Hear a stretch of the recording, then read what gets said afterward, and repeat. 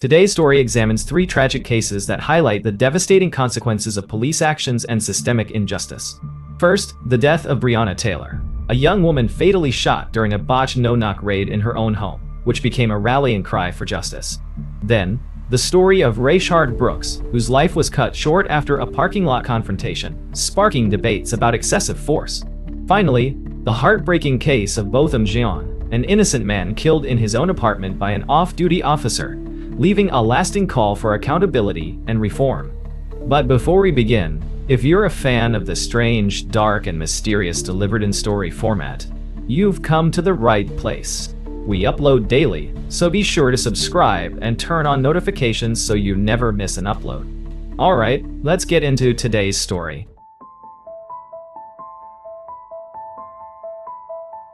On the night of March 12, 2020, the streets of Louisville, Kentucky were calm, with only the hum of distant traffic breaking the silence. Inside her apartment, Breonna Taylor and her boyfriend, Kenneth Walker, were settling in for the evening. It was a quiet night, one of those rare moments when the world seemed to slow down. But that peace was about to be shattered in an unexpected and tragic way. Just after midnight, a loud banging echoed through their home. Kenneth sat up, alarm. The knocks were sharp and forceful, cutting through the stillness like a warning. Confused, he called out, "Who is it?" But no response came. The banging continued, growing more insistent with each moment of silence that followed. Kenneth felt his chest tighten as unease settled over him. He moved toward the door, trying to make sense of the situation. Again, he called out, asking for an answer, but there was none. Kenneth, feeling increasingly vulnerable, acted on instinct to protect himself and Breonna, who stood nearby just as unsure of what was happening. The atmosphere was thick with uncertainty and fear. Suddenly, the door swung open with a loud crash. What unfolded next was a flurry of chaos. Loud noises, shouting, and confusion filled the air. Kenneth tried to shield Breonna, his mind racing to understand what was happening. The noise and chaos were overwhelming, a cacophony that seemed to distort time. When the commotion stopped, Kenneth realized something was horribly wrong. He reached for his phone and called 911, his voice filled with panic. "Something's happened," he told the operator, his words trembling with emotion. "We need help." As first responders arrived, the apartment became a flurry of activity. Kenneth was taken into custody, his confusion evident as he tried to explain what had transpired. Meanwhile, the reality of the situation began to set in for everyone present. The events of that night would soon spark questions and outrage that extended far beyond Louisville. Breonna Taylor, a dedicated EMT and a beloved member of her community, had lost her life under tragic circumstances. In the hours that followed, details of the incident would begin to emerge, leading to widespread calls for accountability and justice. The quiet night in Louisville had given way to a story that would capture the attention of the world. The aftermath of that chaotic night left more questions than answers. As the sun rose over Louisville, the apartment building that had been Breonna Taylor's home became the center of a rapidly unfolding investigation. Officers cordoned off the area, working to piece together what had happened.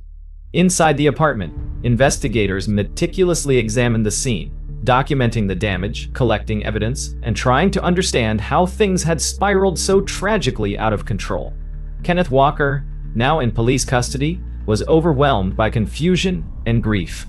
During questioning, he repeatedly explained that he believed someone was breaking into the apartment. His voice cracked as he described the harrowing moments leading up to the incident. "I didn't know who they were," he said. "I was just trying to protect us." Meanwhile, the officers involved in the raid began compiling their reports. Their accounts painted a picture of a planned operation that had taken an unforeseen and devastating turn. They explained that the warrant they were executing was part of a broader investigation into alleged narcotics activity. According to their reports, they had been targeting multiple locations connected to a man named Jamarcus Glover, someone who had once been associated with Breonna Taylor. But almost immediately, inconsistencies began to emerge. The warrant listed Breonna's address as a location of interest, yet there was no evidence to suggest she had been involved in any criminal activity. The officers claimed they had announced themselves before entering, but Kenneth and neighbors insisted they had heard no such announcement. The discrepancy raised significant concerns, particularly given the no-knock provision in the warrant, which allowed officers to enter without warrant. As the investigation progressed, more details about the warrant came to light. It was revealed that the information used to justify the search was outdated and incomplete. The primary suspect, Glover, had not lived at Breonna's address for months. Furthermore, there was no evidence linking Breonna herself to any criminal activity. The decision to target her home raised critical questions about the planning and execution of the raid. Outside the apartment, news of the incident began to spread. Neighbors, shaken by the events of the night, shared their perspectives with local reporters. Many described hearing the commotion and the loud exchange of noises that followed, but few could make sense of what had happened. Their accounts only added to the growing confusion surrounding the case. Breonna's family, upon learning the news, was devastated. Her mother, Tamika Palmer, struggled to comprehend the loss of her daughter. Breonna had been a young woman with big dreams and a bright future ahead of her. As an EMT, she had dedicated her life to helping others, a fact that made the circumstances of her passing even more difficult to process. As questions mounted, the Louisville Metro Police Department came under intense scrutiny. Critics questioned why such a high-risk operation had been conducted at an address where no immediate danger was present. The lack of clarity in the officers' accounts, combined with the discrepancies in the warrant, cast doubt on the entire operation. Calls for an independent investigation began to grow louder. In the days that followed, Breonna's name began to surface in conversations far beyond Louisville. Community leaders and activists rallied around her story, demanding accountability for what they saw as a gross miscarriage of justice. Social media became a powerful tool for amplifying her story, with posts calling for justice quickly gaining traction. The investigation continued, but the questions remained. How had a planned operation led to such a tragic outcome? Who was responsible for the decisions that had been made? And most importantly, how could Breonna's family find justice for their daughter? In Louisville, a sense of unease settled over the city. For those who had known Breonna, her loss was deeply personal. But even for those who hadn't, her story struck a chord, highlighting the fragility of safety in one's own home. As the pieces of the puzzle slowly began to fall into place, it became clear that the road to answers and accountability would be long and fraught with challenges. As the investigation into Breonna Taylor's case unfolded, her name began to resonate far beyond Louisville. What had initially been a local tragedy was quickly becoming a national story. Across social media platforms, hashtags like #Justice for Breonna Taylor began to gain momentum. People shared photos of Breonna, smiling and vibrant, alongside calls for accountability and reform. Her story, one of a young woman's life cut short under harrowing circumstances, struck a chord with millions. In the days following the incident, Breonna's family, led by her mother, Tamika Palmer, stepped forward to demand answers. They wanted to know why their daughter's name had been connected to a warrant that was based on outdated information. They wanted to understand why officers had been permitted to execute such an aggressive operation at her home when there was no evidence of imminent danger. And most importantly, they wanted to know who would be held responsible. As public pressure mounted, inconsistencies in the official narrative became glaring. While officers claimed they had knocked and announced themselves, neighbors refuted these assertions, stating they had heard no such announcement. The differing accounts only fueled calls for transparency, with advocates demanding the release of body camera footage. But to the community's frustration, it was revealed that no body cameras had been worn during the operation. The focus of the investigation began to shift toward the broader implications of the warrant process. It was discovered that the information used to obtain the warrant for Breonna's apartment was not only outdated, but questionable in its accuracy. The warrant suggested Breonna's address was linked to a suspected narcotics operation involving Jamarcus Glover, an ex-boyfriend of hers. However, investigators found no evidence to support this claim. Glover himself later stated that Breonna had no involvement in any illegal activity. These revelations cast a harsh light on the practices and protocols of the Louisville Metro Police Department. Critics questioned the lack of oversight and accountability in the approval of warrants, particularly those involving no-knock provisions. Advocates argued that the very nature of no-knock warrants created a dangerous environment for both law enforcement and civilians, as evidenced by the events that unfolded in Breonna's home. Kenneth Walker, who had been taken into custody on the night of the incident, faced legal battles of his own. Initially charged with attempted harm against law enforcement, Kenneth maintained that he had acted in self-defense, believing he was protecting himself and Breonna from an intruder. His charges were eventually dropped after widespread public outcry, but the emotional toll on Kenneth was immeasurable.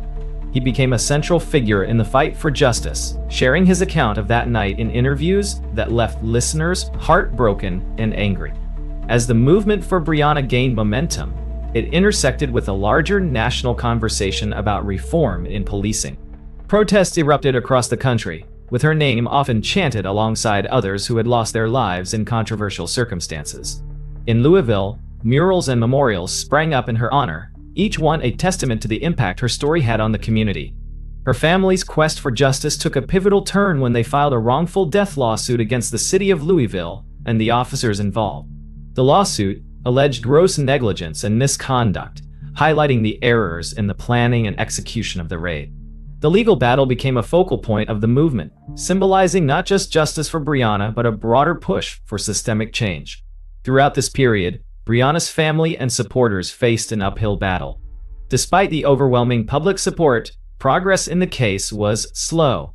The officers involved in the raid were placed on administrative reassignment, but no charges were filed.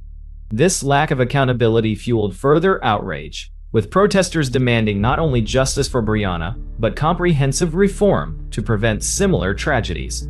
In the midst of this turmoil, the Louisville Metro Council took a significant step by passing Breonna's law, which banned no-knock warrants within the city. For many, it was a bittersweet victory, a meaningful reform born from an unimaginable loss. The law was seen as a step forward, but it was also a reminder of the work still to be done. The fight for Breonna's justice was far from over. As the family's lawsuit moved through the courts and the public demanded greater transparency, the case continued to highlight the urgent need for accountability and reform. Her name had become a rallying cry, not just for justice in her case, but for a movement determined to address the deep-seated issues within the system. As the legal proceedings gained momentum, the spotlight turned to the grand jury convened to review the case of Breonna Taylor. Public anticipation was palpable. This was the moment when the community expected clarity, justice, and accountability. The grand jury's role was to decide if charges should be brought against the officers involved in the raid and what those charges should entail. But as the process unfolded, it became clear that the outcome would leave as many questions as answers. Kentucky Attorney General Daniel Cameron led the presentation of evidence to the grand jury, a task that carried immense weight. To the public, Cameron's role symbolized the potential for justice. However, behind closed doors, the scope of the evidence presented sparked controversy. The focus was not on Breonna's death, but on whether one of the officers, Brett Hankison, had endangered her neighbors by firing rounds that entered an adjacent apartment. The decision to limit the charges to wanton endangerment left many outraged.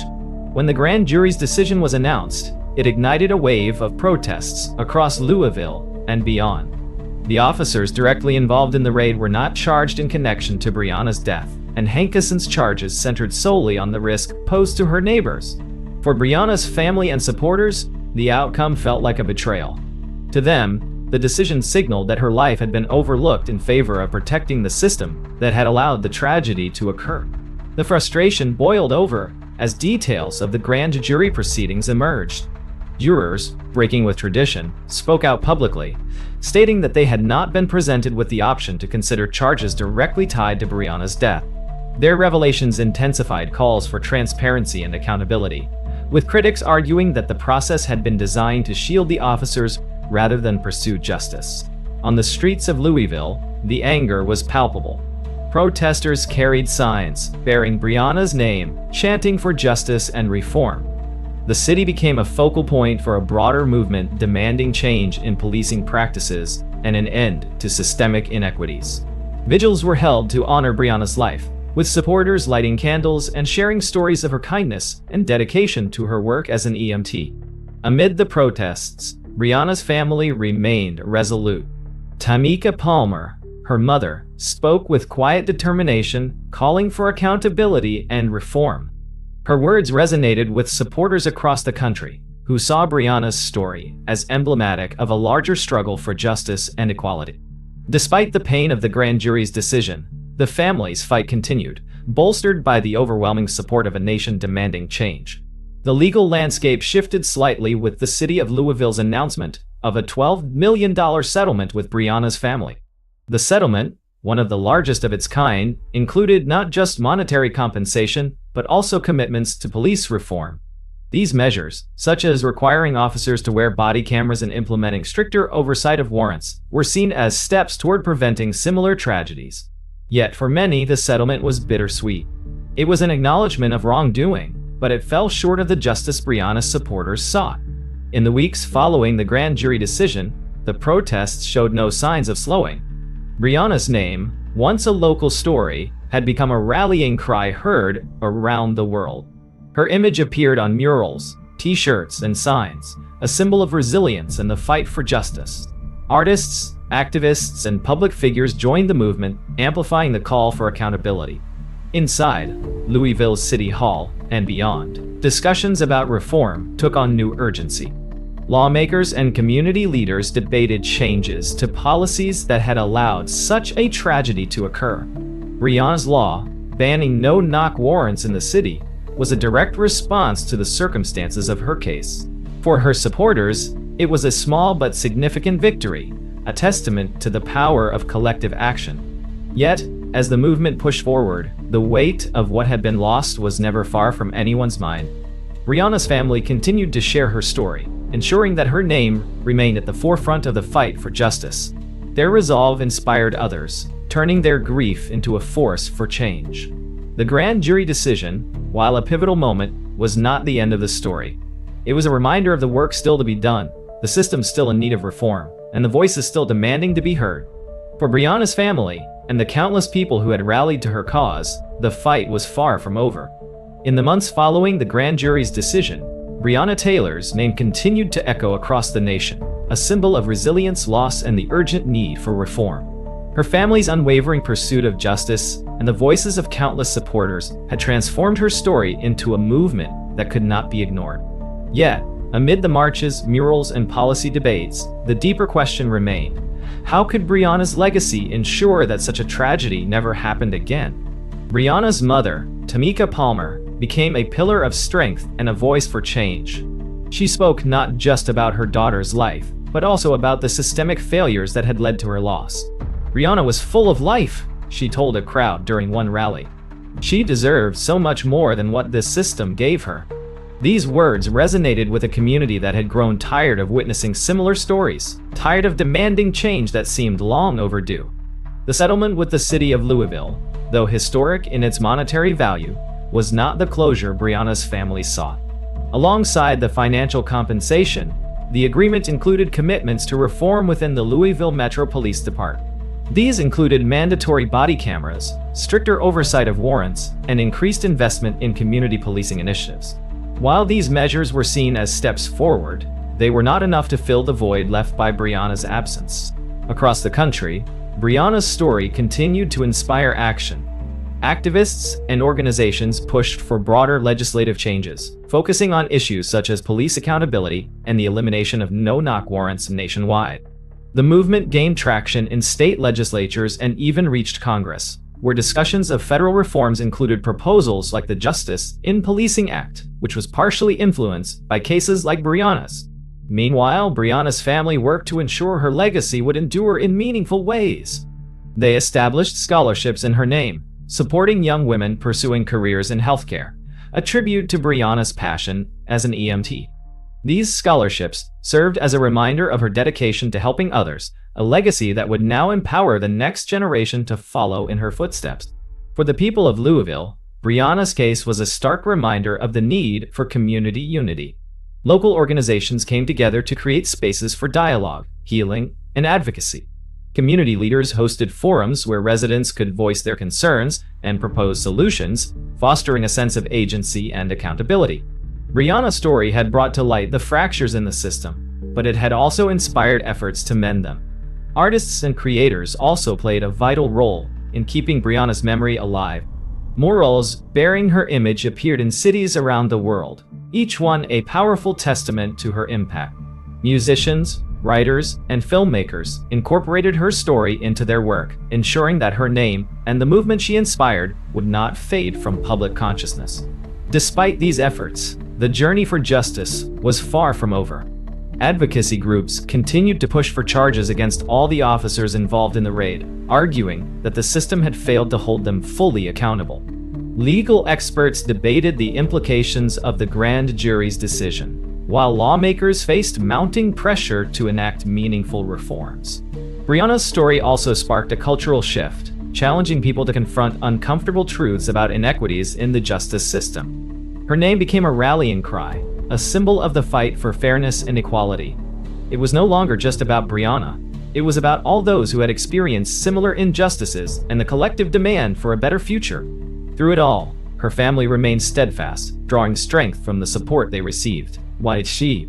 For them, every rally, every mural, and every reform was a step toward ensuring that Breonna's life had not been lost in vain. Tamika Palmer often reflected on her daughter's impact, saying, "Breonna wanted to help people. She's still doing that, even now." As the world moved forward, Breonna's name became a lasting reminder of the power of collective action and the importance of accountability. Her legacy was not just one of tragedy but of transformation, a call to create a system that valued every life equally. And while her family would forever feel the weight of her absence, they found solace in knowing that her story had sparked a movement that would endure for generations to come. The next story is called "Shot Over Sleeping." On the night of June 12, 2020, the Wendy's drive-thru on University Avenue in Atlanta, Georgia, was bustling with activity. Cars lined up under the glow of the restaurant's neon signs, their headlights cutting through the warm summer air. It was a typical Friday night for the fast food spot, until one car in the line wasn't moving. A white sedan sat idle in the drive-thru lane, its driver slumped over the wheel. Other customers, unsure of what to do, began honking their horns, hoping to stir whoever was inside.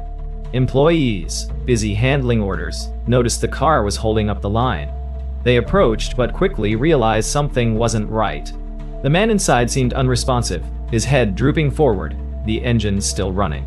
Feeling uneasy, they dialed 911, asking for assistance. Shortly after, two Atlanta police officers, Garrett Rolfe and Devin Brosnan, arrived at the scene. Their cruiser pulled up behind the sedan, its lights flashing in the darkness. The officers approached cautiously, tapping on the driver's window. Inside, 27-year-old Rayshard Brooks stirred awake, startled but polite. He apologized for the situation, explaining that he was tired and had simply fallen asleep. The officers asked Brooks to park his car in a nearby space to clear the drive-thru lane. Compliant, Brooks moved his car and stepped out, engaging in what began as a calm conversation. They asked him routine questions. Had he been drinking? Did he know where he was? Brooks admitted he had been drinking earlier at his daughter's birthday party. It was a bittersweet confession. He explained that he'd been trying to celebrate after a tough year, wanting to enjoy time with family. The conversation, though casual at first, shifted when the officers decided to conduct a series of sobriety tests. Brooks, cooperative but visibly nervous, followed their instructions, walking a straight line and reciting the alphabet. The test concluded with a breathalyzer, which indicated Brooks was over the legal limit. The officers informed him they were placing him under arrest for driving under the influence. What happened next escalated in seconds. As Officer Rolfe reached for handcuffs, Brooks pulled away. The officers moved in to restrain him, and a struggle ensued. In the chaotic scuffle, Brooks managed to grab Officer Brosnan's taser. Adrenaline surged as he broke free, sprinting across the parking lot with the taser in hand.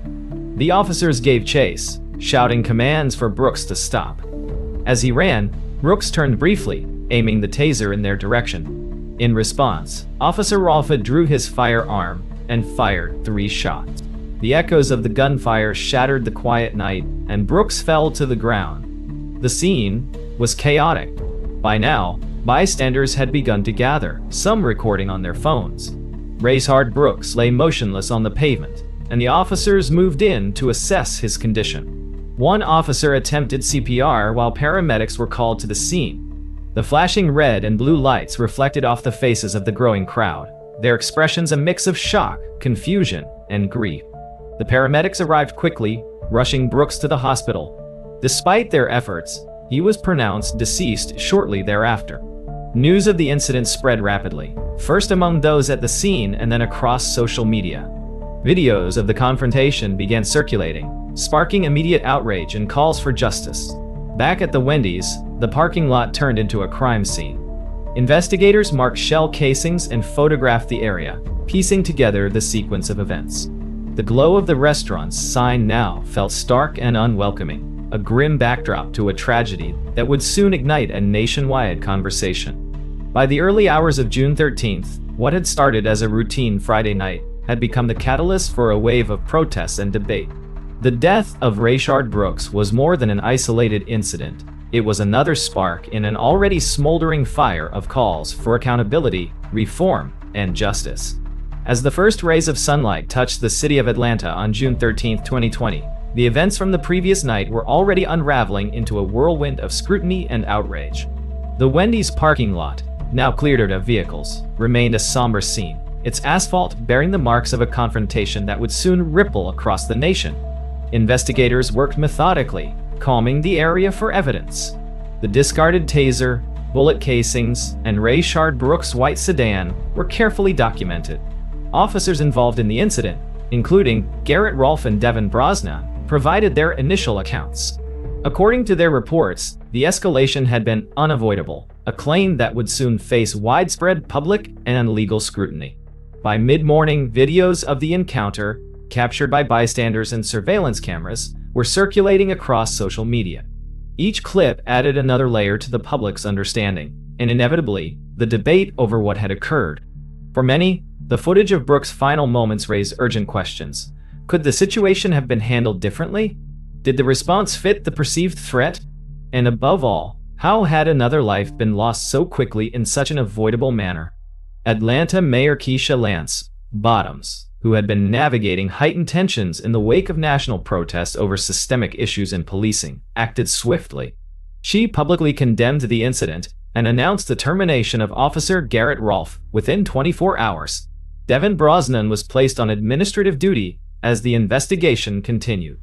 These decisions, while applauded by some, drew criticism from others who argued the officers had acted within the parameters of their training. The divide in public opinion began to widen.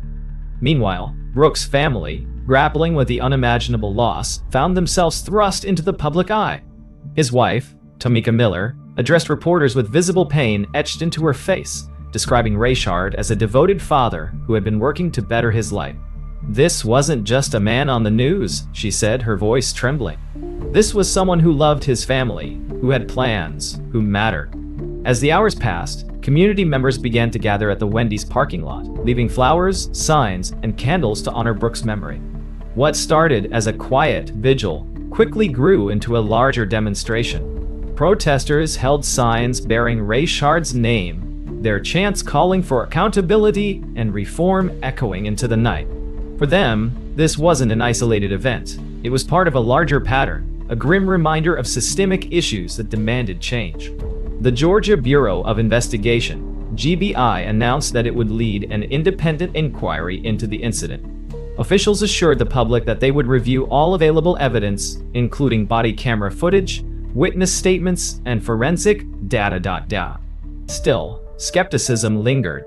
Many in the community doubted whether true accountability could be achieved, citing past instances where investigations yielded little more than frustration. Among the evidence under review was the surveillance footage from Wendy's, which captured the critical moments of the encounter. Investigators analyzed the sequence frame by frame, Brooks fleeing with the taser, turning briefly, and the split-second decision by Officer Rolfe to respond with force. It was a scenario steeped in complexity, each moment layered with decisions and reactions that would later be dissected in courtrooms and public forums alike. The aftermath of the incident reached far beyond the immediate investigation. Demonstrators in Atlanta connected Brooks' death to the ongoing national conversation about law enforcement practices. His name joined a growing list of individuals whose lives had ended in encounters with police, each one a catalyst for protests demanding systemic reform. As night fell again over the city, the Wendy's parking lot transformed once more, this time into a stage for collective mourning and determination. Speakers shared memories of Brooks, while activists outlined plans for sustained action. The grief was palpable, but so too was the resolve to ensure that his story would not be forgotten. While investigators continued their work, the community faced a haunting question. Could this tragedy have been prevented? For Brooks' family and the thousands who rallied in his name, the answer was painfully clear. The loss of Rayshard Brooks was not just a singular event, it was a call to address deeper issues that could no longer be ignored. As the protests surrounding Rayshard Brooks' death grew louder, so too did the calls for justice. The Wendy's parking lot became a gathering place not just for grieving community members, but for demonstrators demanding accountability. His name was now emblazoned on posters, chanted in marches, and etched into the collective memory of a nation grappling with systemic questions. Fulton County District Attorney Paul Howard stepped into the spotlight when he announced that charges would be filed against the officers involved. Officer Garrett Rolfe faced felony charges, including murder, while Officer Devin Brosnan was charged with aggravated assault and other offenses. The announcement sent shockwaves through Atlanta and beyond, marking one of the swiftest decisions to prosecute law enforcement in recent memory. For many, the charges against Rolfe and Brosnan symbolized a step toward accountability. Crowds gathered outside the courthouse, holding signs that read, "Justice for Rayshard," and "Enough is enough." However, the legal developments also sparked intense debate. Supporters of the charges pointed to the footage, arguing that Brooks' death was unjustified and avoidable. Opponents, however, questioned whether the officers' actions fell within the parameters of their training and whether the charges were politically motivated amidst a charged national climate. As the case progressed, new details began to emerge. Testimonies from both officers provided insight into their split-second decisions that night. Rolfe's defense argued that Brooks had posed an immediate threat when he turned and discharged the taser, emphasizing that law enforcement are trained to react decisively in such situations. Brosnan, meanwhile, faced scrutiny for his role in escalating the encounter and his actions immediately after Brooks was injured. His attorney maintained that Brosnan had acted appropriately and had attempted to render aid once the situation stabilized. Public opinion remained deeply divided, with legal analysts dissecting every aspect of the case. Was the use of force proportionate? Could de-escalation techniques have prevented the tragedy? These questions dominated headlines and panel discussions, turning the trial into a national flashpoint for broader conversations about law enforcement practices. Amid the legal proceedings, Rayshard Brooks' family continued to speak out. His wife, Tomika Miller, became a central figure in the movement, sharing personal stories about Rayshard and his dreams for a better future. Her words carried a powerful emotional weight, reminding the public that the case was not just about laws and policies, but about a family forever changed. The protests, which had started as local demonstrations, gained momentum across the country. Activists pointed to Rayshard's case as a stark reminder of the urgent need for reform. In Atlanta, efforts to reimagine policing began to take shape, with city officials proposing measures to increase transparency, improve officer training, and enhance community oversight. At the same time, the Wendy's where the incident occurred became a symbol of both grief and resilience. The charred remains of the building, which had been set on fire during the protests, stood as a stark reminder of the community's anger and pain. Activists turned the site into a memorial, adorned with flowers, candles, and artwork honoring Rayshard's life. The space became a place of reflection, where people gathered to mourn, share stories, and organize. The legal battles intensified as the grand jury deliberated on the evidence presented. Witnesses, experts, and investigators provided a comprehensive account of the night's events. The prosecution highlighted the missed opportunities to de-escalate the situation and the disproportionate response to a man fleeing with a non-lethal device. The defense, in turn, focused on the challenges officers face in high-pressure scenarios and the complexities of split-second decision-making. As the case unfolded in courtrooms, the streets remained a stage for activism. Marches, rallies, and community forums continued, fueled by the shared belief that Rayshard's death must lead to meaningful change. His story became a catalyst for conversations, about accountability, training, and the relationship between law enforcement and the communities they serve. The trial itself became a microcosm of the larger struggle for justice. Every argument, testimony, and ruling was watched closely, not just by those in Atlanta, but by a nation invested in the outcome. Rayshard Brooks' case was no longer just about one night at a Wendy's parking lot. It had become a symbol of the need to re-examine and reform the systems that govern public safety. As the courtroom battle over Rayshard Brooks' death continued, the case became a lightning rod for debates about the role of law enforcement and the limits of their authority. Legal proceedings drew intense public attention, with each new development scrutinized by activists, analysts, and everyday citizens. The atmosphere inside the courtroom was tense, every word weighed carefully, as both sides presented their arguments. The prosecution sought to establish a narrative of excessive force, highlighting the critical moments leading up to Brooks' death. They argued that the officers had multiple opportunities to de-escalate the situation, but instead allowed it to spiral into tragedy. Surveillance footage and body camera recordings were played for the jury, replaying the chaotic moments when Brooks had grabbed the taser and fled. Prosecutors pointed out that he was moving away from the officers and posed no immediate danger when the fatal shots were fired. Expert witnesses for the prosecution offered insight into use-of-force protocols, explaining that a taser, even when deployed, does not present a life-threatening risk. In situations like this, the priority should be containment and backup, not escalation, one expert stated.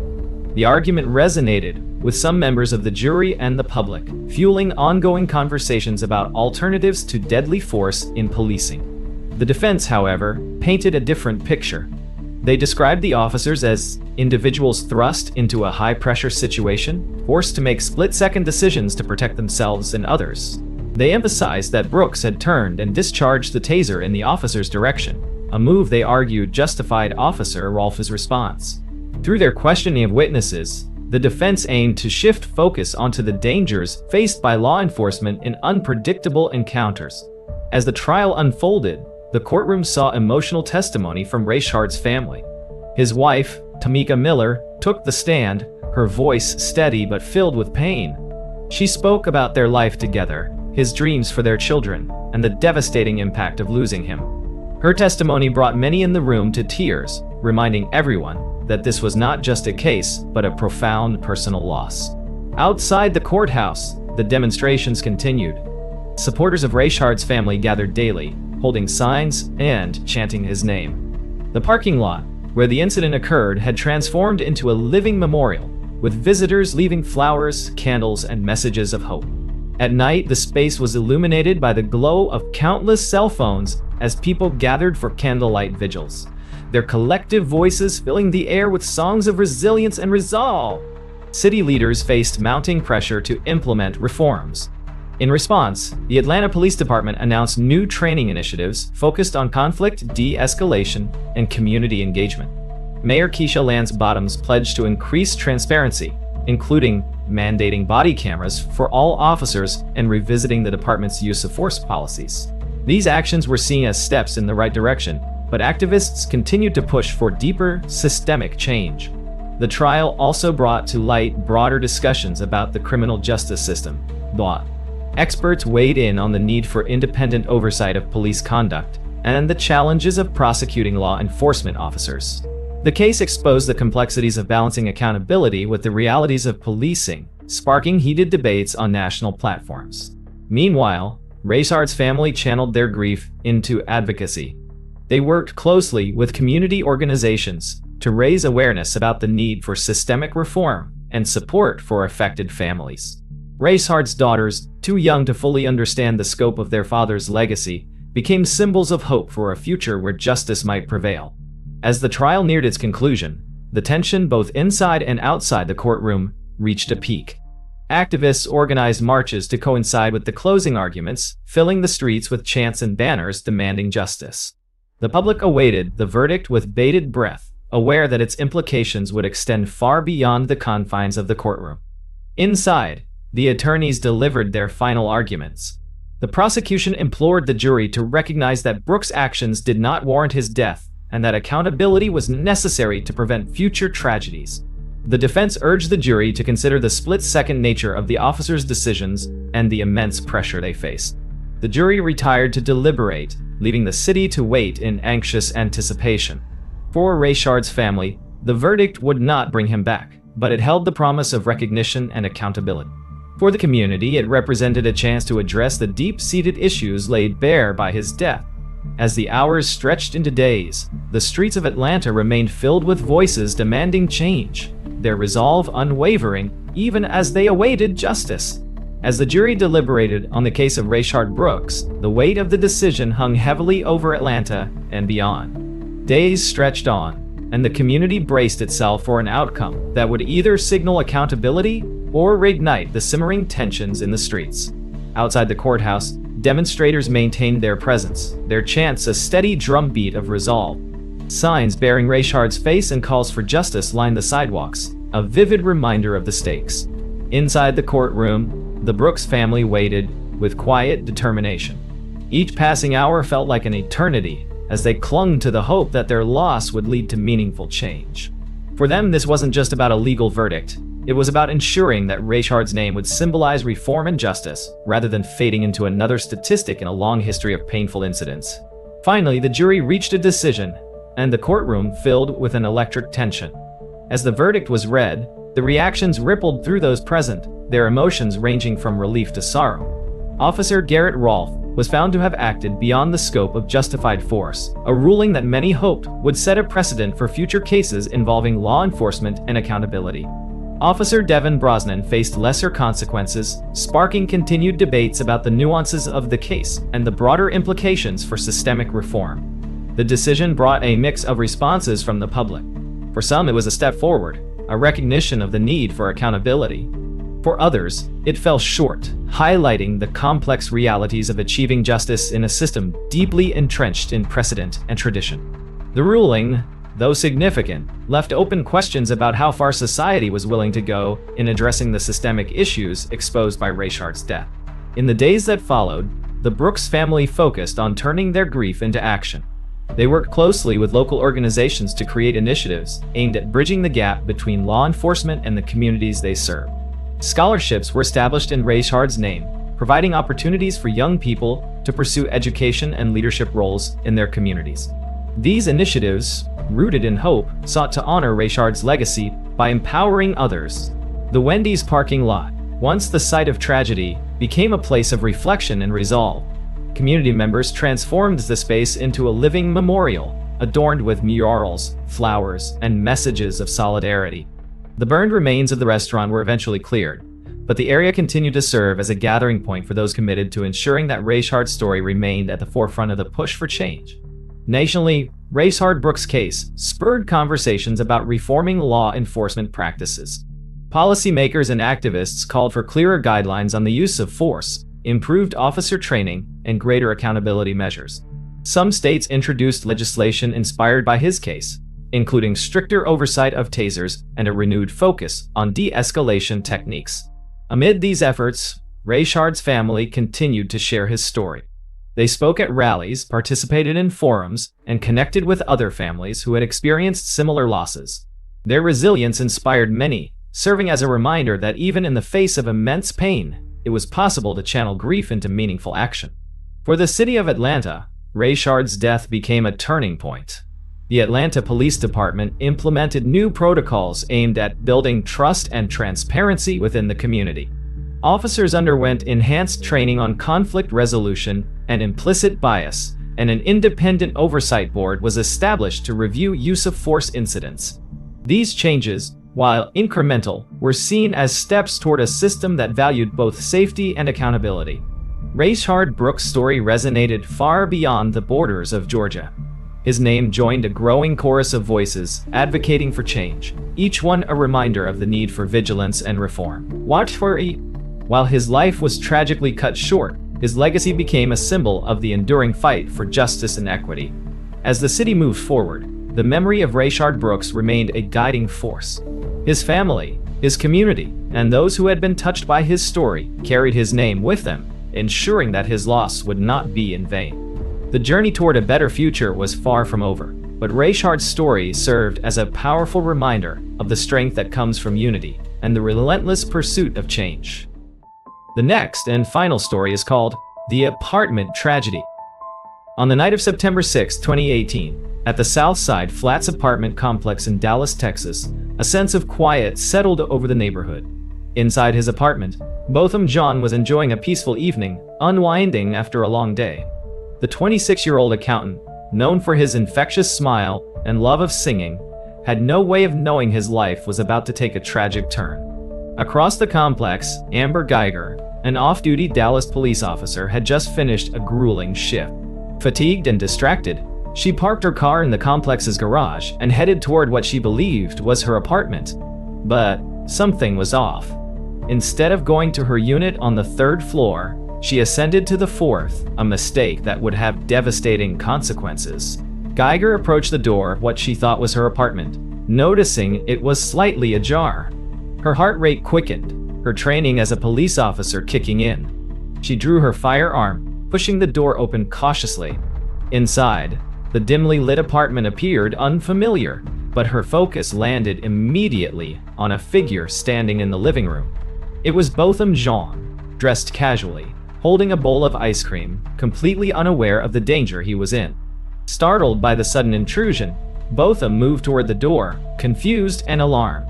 To Geiger, his presence in what she believed was her home confirmed her worst fears. She thought she was confronting an intruder. Without hesitation, she raised her weapon and fired 2 shots. Botham collapsed, clutching his chest as the bowl shattered on the floor. The room fell silent except for Botham's labored breaths and Geiger's panicked voice as she called 911. "I thought it was my apartment," she told the operator repeatedly, her voice shaking. She pleaded for help, but the weight of what had just happened was already sinking in. Neighbors, startled by the gunshots, emerged into the hallway. Some peered through cracked doors, others grabbed their phones to record the aftermath. The sight of Geiger, still in her uniform, standing over Botham's body, left many in shock. First responders arrived within minutes, attempting to save Botham's life, but it was too late. He was pronounced deceased shortly after being transported to the hospital. As the night wore on, confusion and sorrow rippled through the Southside Flats. Botham Jean's apartment, a place that had been filled with laughter and music, was now a crime scene. Questions loomed heavy in the air. How could such a mistake happen? What led Geiger to enter the wrong apartment?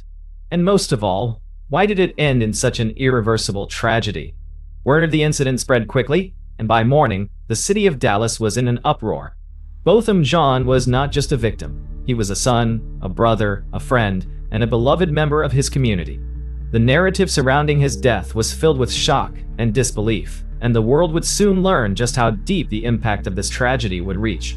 As the morning sun illuminated Dallas on September 7, 2018, news of Botham Jean's tragic death had already begun to spread. The Southside Flats apartment complex was a hive of activity, with investigators combing the scene for evidence. Yellow police tape cordoned off the area, a stark contrast to the vibrant energy Botham was known for bringing to his surroundings. For those who knew him, the idea that he could be gone was inconceivable. Amber Geiger, the off-duty officer at the center of the incident, was taken in for questioning. Sitting in a sterile interrogation room, she repeated the same phrase over and over. "I thought it was my apartment." Her demeanor oscillated between disbelief and shock, her voice trembling as she recounted the events of the previous night.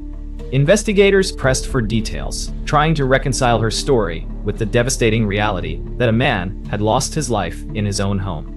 Geiger's version of events raised immediate questions.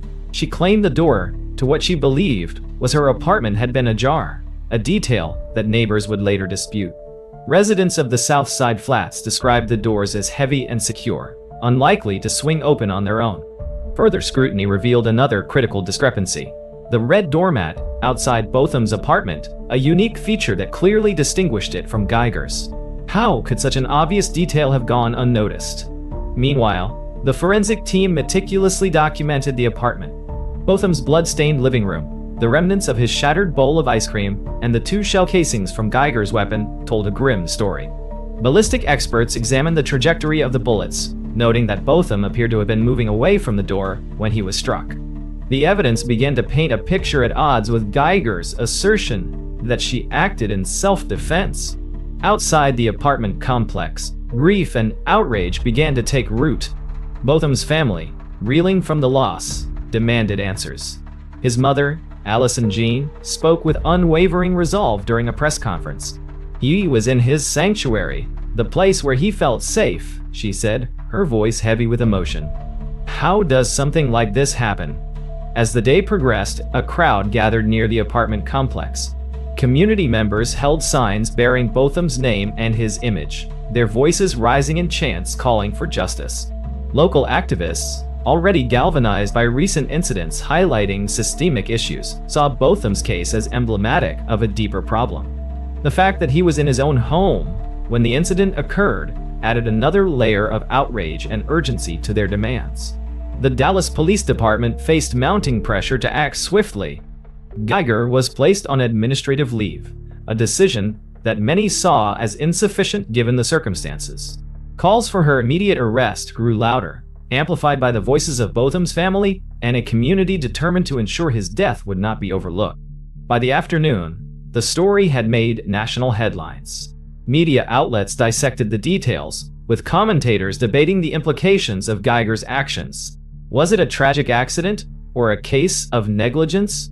How could such a mistake happen, and what did it say about the broader relationship between law enforcement and the communities they serve? The initial police report added fuel to the fire. It described the incident in vague terms, leaving out key details that later emerged in media reports. Public trust in the investigation began to waver, with many questioning whether Geiger's status as an officer would shield her from accountability. In the midst of the growing tension, Botham's church held a vigil in his honor.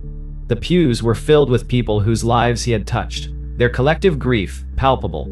As the congregation sang hymns, the sound of their voices swelled, filling the space with a mix of sorrow and resolve. Botham had been a beloved member of the church, known for his powerful singing voice and his unwavering faith.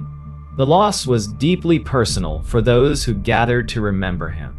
The vigil became a turning point, transforming grief into action.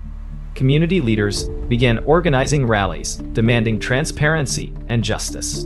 They called for a thorough investigation, one that would hold Geiger accountable and address the broader systemic issues the case had brought to light.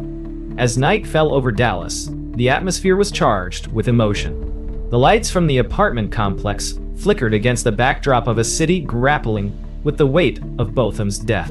In the days to come, the investigation would take center stage, revealing details that would both deepen the tragedy and strengthen the resolve of those fighting for justice. The courtroom in Dallas was packed, the air heavy with anticipation as the trial of Amber Geiger began. It was more than just a legal proceeding. It was a moment that had come to symbolize broader issues of justice, accountability, and the relationship between law enforcement and the communities they serve. Botham Jean's family sat in the front row, their grief palpable, but their resolve unwavering. They were here not just for Botham, but for a truth they hoped would resonate far beyond this room.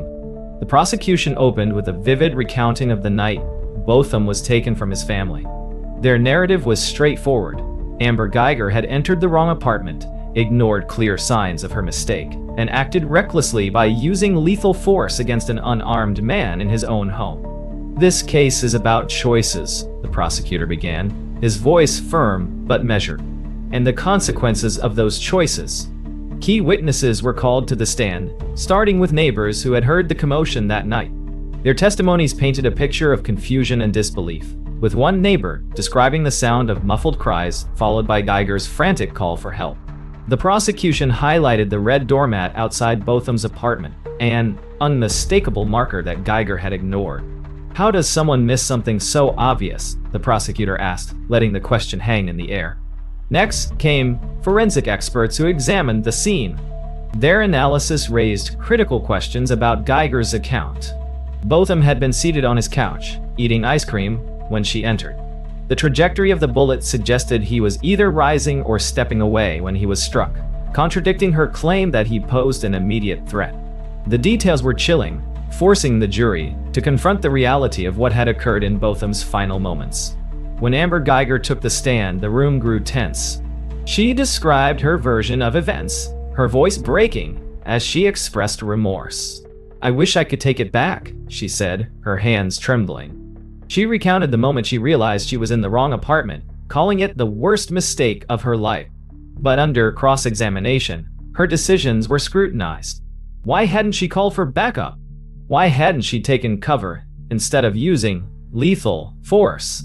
The prosecution pressed these points relentlessly, challenging the narrative of a simple mistake. Throughout the trial, Botham's family remained steadfast. His mother, Botham Jean, took the stand and spoke of her son's life, a young man full of promise, deeply loved by his community, and committed to his faith. Her words brought many in the courtroom to tears. Botham had a way of making everyone feel special, she said. He deserved to grow old, to live his dreams, to make his mark on this world. The defense countered with a focus on Amber Guyger's state of mind. They argued that fatigue from her long shift had impaired her judgment and that her actions, while tragic, were not malicious. They painted her as a dedicated officer who had made an irreversible mistake in a moment of confusion. But for many, including Botham's supporters, the argument fell flat. How could such negligence be excused when the cost was a man's life? The trial also exposed broader systemic issues, with activists and legal experts weighing in on the implications. Was the training officers received sufficient to prevent such tragedies? Did Guyger's actions reflect a deeper bias that had influenced her perception of Botham as a threat? These questions loomed large, drawing attention to the complexities of the case. Outside the courthouse, demonstrators gathered daily, their chants echoing through the streets. Signs reading "Justice for Botham" and "Say his name" filled the air, alongside calls for police accountability and systemic reform. The trial had become a flashpoint, a symbol of the fight for fairness in a system many felt was deeply flawed. As the prosecution rested its case, they left the jury with a powerful message. Botham Jean was not a mistake, the lead prosecutor said, his voice firm. He was a son, a brother, a friend, and his life mattered. The courtroom fell silent, the weight of those words settling over everyone present. Botham's family clung to one another, their eyes reflecting both the pain of their loss and the hope that justice might finally be within reach. The jury was tasked with a decision that would reverberate far beyond this single case, and the world watched, waiting to see what the outcome would mean for a nation grappling with questions of justice and accountability. The jury deliberated for hours, the weight of their decision pressing heavily upon them. Outside the courthouse, the atmosphere was electric with anticipation. Botham Jean's supporters gathered in solidarity, their chants reverberating through the streets. They were not just waiting for a verdict, they were waiting for a moment that could redefine accountability. Inside the courtroom, Amber Guyger sat silently, her hands clasped tightly in front of her. Her attorney had argued that her actions were a tragic mistake, not born of malice, but of confusion. The prosecution, however, had painted a starkly different picture, one of reckless decision-making that led to an irreversible loss. When the jury finally returned, the room fell silent, the air thick with tension.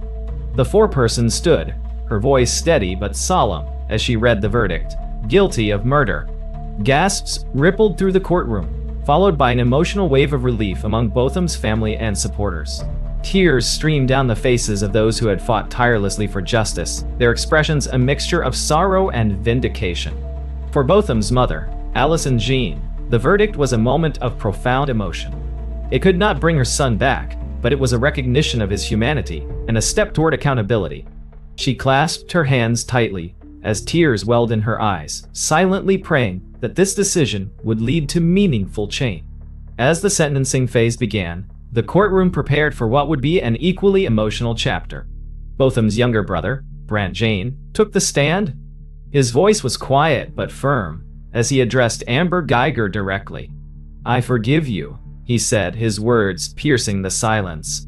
"I want the best for you. That's what Botham would want." Then, in a move that left the room stunned, he asked the judge for permission to hug her. When the two embraced, a wave of emotion swept over the courtroom. For some, it was a powerful act of grace and healing. For others, it was a reminder of the devastating loss at the heart of this tragedy. The sentencing concluded with Guyger receiving a 10-year prison sentence, a decision that sparked mixed reactions. Supporters of the Jean family saw it as a rare moment of accountability in cases involving law enforcement. Others felt it fell short, arguing that the punishment did not fully reflect the gravity of Botham's loss. The discussions that followed highlighted the complexities of justice and the challenges of addressing systemic issues within the legal system. Outside the courthouse, the crowds reacted with a blend of relief and determination. Activists emphasized that the verdict was just one step in a larger fight for reform. They called for broader changes to policing practices, including mandatory de-escalation training and measures to address implicit bias. The community's response extended beyond protests and speeches. Vigils were held in Botham's memory, where attendees sang hymns and shared stories about his life. His church became a hub for healing, with its members rallying around his family to provide comfort and support. For them, Botham was more than a victim. He was a beacon of light whose legacy would inspire change. Nationally, the case reignited debates about the justice system and law enforcement accountability. Legal experts analyzed the trial, noting its significance in holding an officer accountable for actions taken off duty. Advocates for reform pointed to the case as a critical turning point, a moment that highlighted the need for systemic changes to prevent future tragedies. Botham's family channeled their grief into action. They established scholarships in his name and worked to create programs aimed at fostering better relationships between law enforcement and the communities they serve. Their efforts were driven by a desire to ensure that Botham's death would not be in vain. As the courtroom emptied and the crowds began to disperse, one thing became clear: Botham Jean's story had left an indelible mark. The verdict was not just about one man's loss. It was about a community's demand for accountability and a nation's reckoning with its own systems. Botham's family, though burdened by grief, stood resolute in their mission to honor his legacy through meaningful change. The journey was far from over, but the path forward had been illuminated by their unwavering pursuit of justice.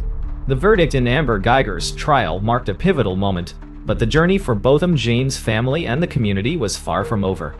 As the dust began to settle in the courtroom, the focus shifted from justice served to the legacy that Botham's life and tragic loss would leave behind.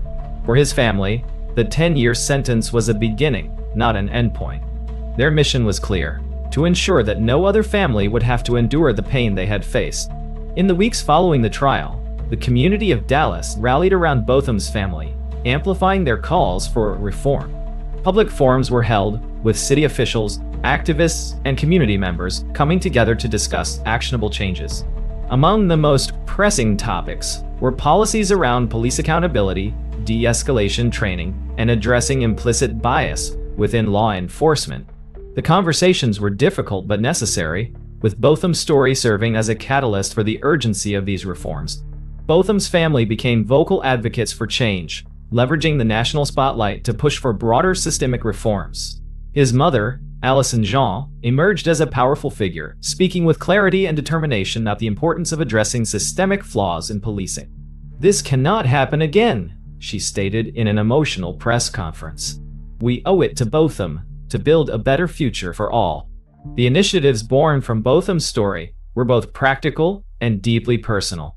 A scholarship fund was established in his name, aimed at supporting young people with aspirations of community leadership. The fund reflected Botham's values, honoring his dedication to education and his commitment to uplifting those around him. The program quickly gained traction, with donations pouring in from across the nation, each one a testament to the impact Botham's story had on so many lives. At the same time, efforts to memorialize Botham grew in his hometown of St. Lucia and in Dallas. In St. Lucia, a street was renamed in his honor, a symbolic gesture to ensure that his name would forever be part of the community he loved. In Dallas, murals bearing Botham's likeness began appearing throughout the city, transforming public spaces into vibrant tributes to his life. These memorials became places of reflection and gathering, reminding passersby of the need for justice and empathy in all aspects of life. The legal implications of Geiger's conviction also rippled across the nation. Advocates pointed to the case as an example of what accountability could look like, while others argued that it underscored the need for systemic changes to prevent such tragedies in the first place. Discussions around implicit bias training for law enforcement gained renewed momentum, with departments across the country re-evaluating their protocols in the wake of the trial. Yet, for all the progress made, the weight of Botham's absence remained. His family, though resolute in their mission, continued to grapple with the profound loss of a son, a brother, and a friend. His laughter, his singing voice, and his unwavering optimism were irreplaceable, leaving a void that could never truly be filled. Still, they found solace in the fact that Botham's story had ignited a movement. Botham's church community played a significant role in this healing process, organizing events that celebrated his life and legacy. Services filled with music and prayer became a cornerstone for those who had been touched by his kindness. The church itself became a beacon of hope, a place where people could gather to honor Botham's memory while working toward the change he would have championed. Nationally, Botham's story remained a powerful reminder of the complexities of justice and accountability. His name was invoked in discussions about police reform, community trust, and the broader societal changes needed to ensure equity for all. Activists and leaders across the country cited his case as a turning point, a moment that demanded action rather than complacency. As time went on, the impact of Botham's life and legacy continued to grow. His family's unwavering advocacy inspired others to join the fight for justice, creating a ripple effect that extended far beyond Dallas. Botham's story became not just a tale of tragedy, but a testament to the strength of a family and a community determined to make a difference. In the end, Botham Jean's legacy was one of hope, resilience, and the pursuit of a better world. While his life was tragically cut short, the light he brought to those around him endured, shining brightly as a guide for those who continue to fight for justice and reform. Botham's name would not fade. It would echo in the halls of justice, in the hearts of those he loved, and in the voices of a movement determined to honor his life through meaningful change.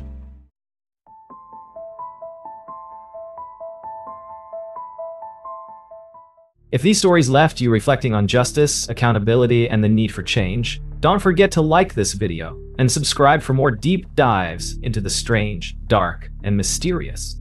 Turn on notifications so you'll never miss one of our daily uploads. We'd love to hear your thoughts in the comments below. How do you think we can work toward a fairer, safer system for everyone? Thank you for watching. And remember, raising awareness and demanding change is the first step toward justice. Stay safe, stay curious, and we'll see you in the next story.